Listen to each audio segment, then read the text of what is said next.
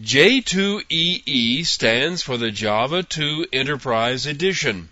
It's not the compiler, although that is part of the download, but instead it's a collection of classes and utilities that you can use to write Java programs that run in and around a server. Actually, you can do more than that, but J2EE has been developed primarily as a builder of utilities for the server side of the Internet link. Now, J2EE is not just a set of utility classes that you can use to build programs, although that's part of it. J2EE also includes some programs that do things like generate class files from your configuration settings and provide a server and a container that holds and runs beans as a remote service. All of these pieces can be utilized to create a networked and tiered application, or a set of networked and tiered applications, to fulfill your requirements. This course is more about the concepts of doing things, but it takes a practical how-to approach of explaining these concepts.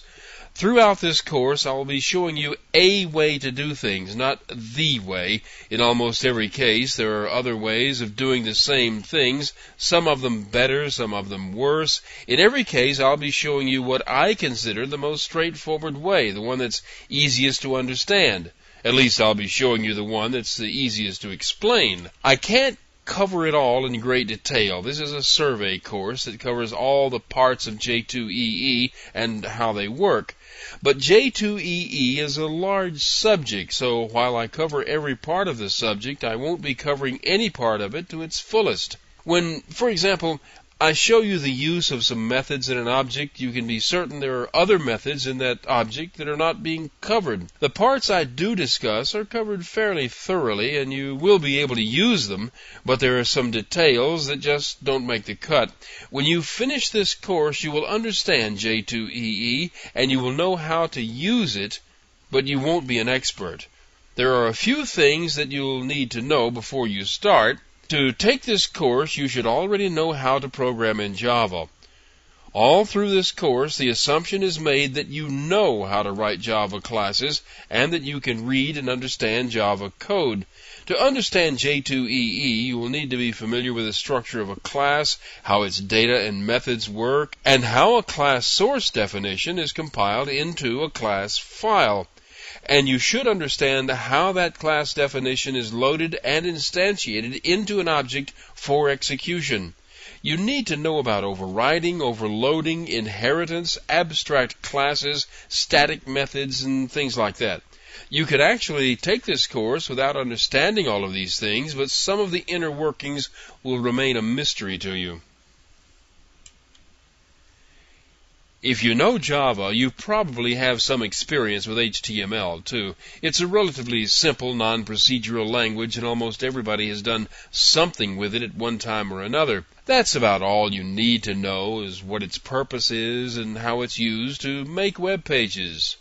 You will need to know a little about XML, but only just a little. I can tell you all you need to know right here. At the top of every XML file, there is some strange-looking stuff, and if you don't know what that means, just ignore it. It has to be there, so just copy what you see. An XML file is a collection of tags, like HTML. Each tag has a start and stop that looks like this.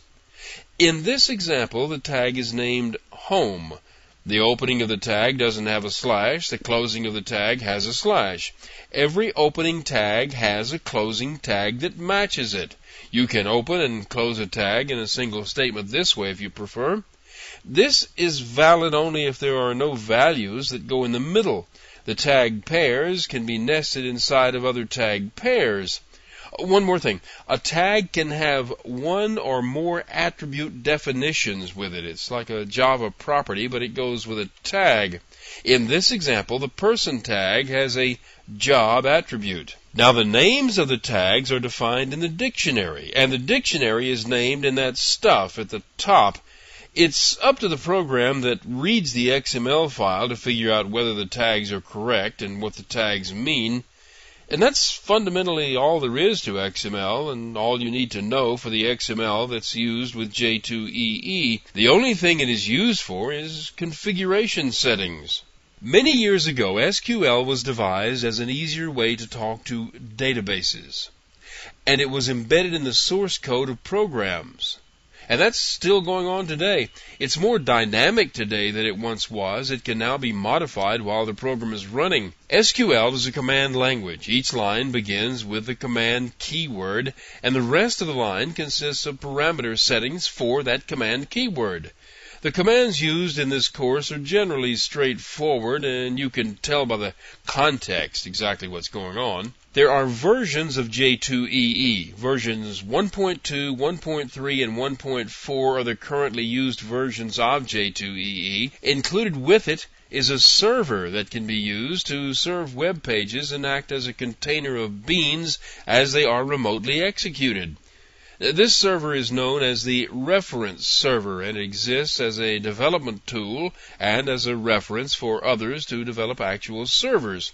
In the real world of J2EE, you will almost certainly be using a different server from the one here.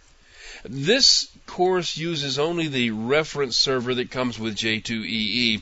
The code is the same, but the deployment of the software into your server and your server's container is going to be different.